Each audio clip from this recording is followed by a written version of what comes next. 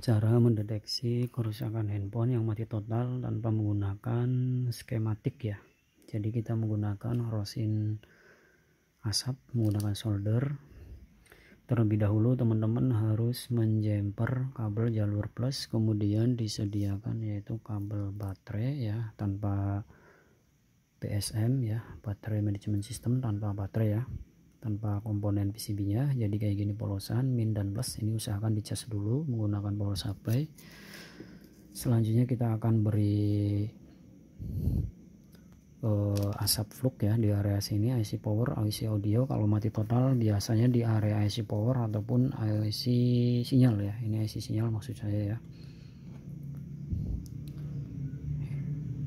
Nah kita kasih lagi.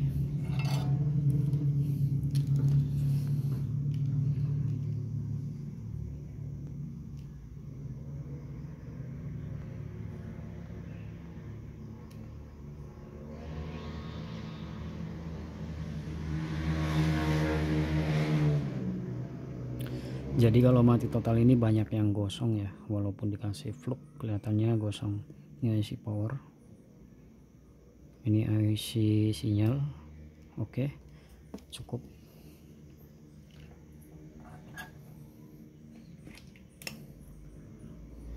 Jadi saya menembaknya menggunakan kayak gini para teknisi ya.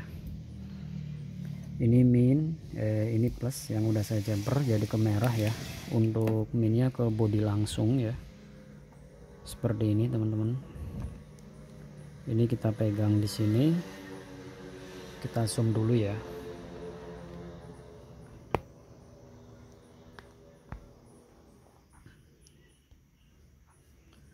Kemudian kita tempelkan min baterai ini ke body ground. Perhatikan apakah ada yang berasap di area IC ataupun kapasitor.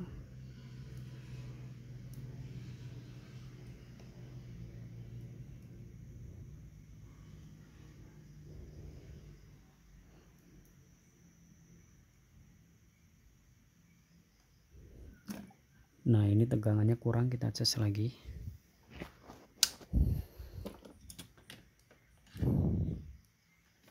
Kita cas sebentar ya, tadi habis buat nembak juga.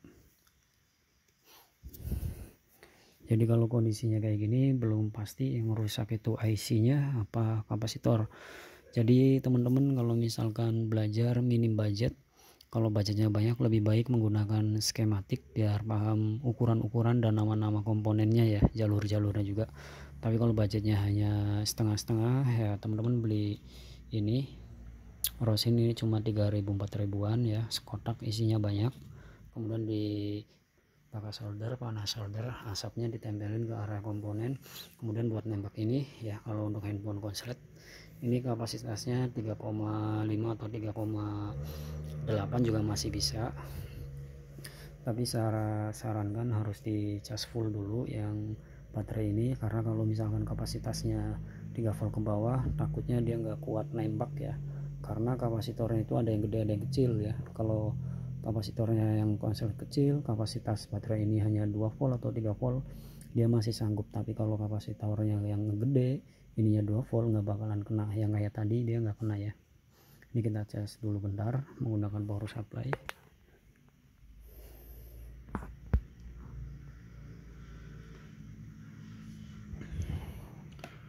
Oke, coba kita cabut.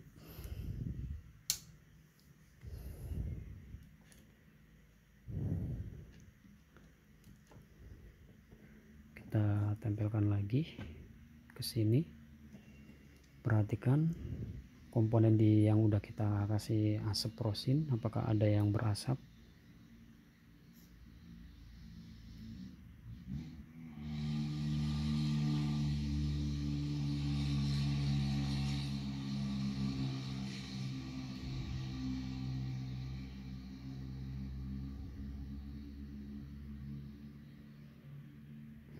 Kita lihat dulu area ininya udah nempel bener tidak ya. Kita tes dulu di sini.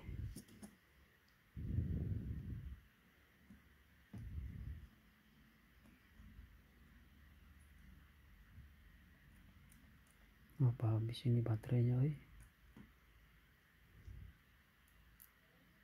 ada ya. Coba tes lagi.